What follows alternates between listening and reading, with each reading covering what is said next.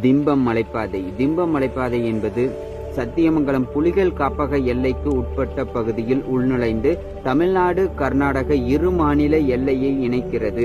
இந்த மலைப்பாதையானது ஈரோடிலிருந்து மைசூர் வரை செல்லக்கூடிய தேசிய நெடுஞ்சாலையாக விரிவுபடுத்தப்பட்டு தற்பொழுது கனரக முதல் இலகு ரக வாகனங்கள் வரை அனைத்து போக்குவரத்தும் இதன் வழியாக இங்கிருந்து நடைபெறுகிறது. இந்த திம்பம் மலைப்பாதையானது 27 அபாயகரமான கொண்டையூசி வளைவுகளை கொண்டது.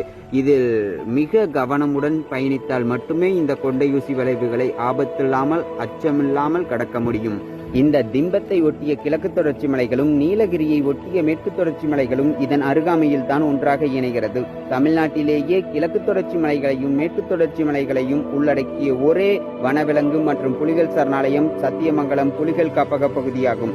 இந்த புலிகள் காப்பக பகுதியின் வழியாகத்தான் இந்த நெடுஞ்சாலை பாய்ந்தோடுகிறது. மைசூர் சாம்ராஜ்யத்தின் மாமன்னராக திகழ்ந்த திப்பு சுல்தான் அவர்கள் இந்த திம்பம் மலைப்பாதையின் வழியாகத்தான் தன்னுடைய குதிரைகளின் மூலமாக தன்னுடைய ஆட்சி பகுதிகளாக இருந்த தற்போதைய தமிழக பகுதிகளுக்கு ஆட்சியல் மற்றும் நிர்வாக காரணங்களுக்காக அரசு முறை பயணம் மேற்கொண்டுள்ளார். அதன் சாட்சியாக அதன் எச்சமாக தற்பொழுதும் திப்பு சுல்தான் ரோடு இருக்கிறது.